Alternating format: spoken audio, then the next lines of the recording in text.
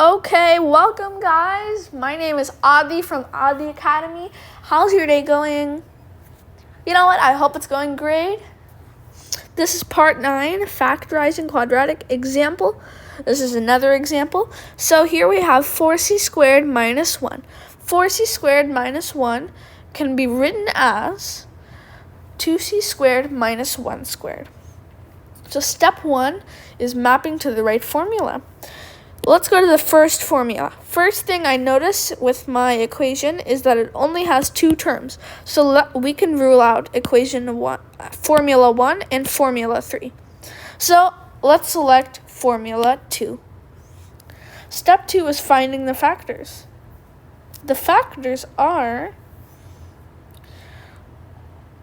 2c plus 1 times 2c minus 1. So we're left with the right side of this formula. So 2c squared is equal to x squared. And we need just x. So I take out the squared, and we're left with 2c and 1.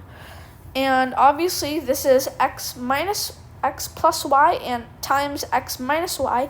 So I would have to do 2c plus 1 times 2c minus 1. Thank you for watching. This is Aadi from Aadi Academy. I hope you have a great rest of your day.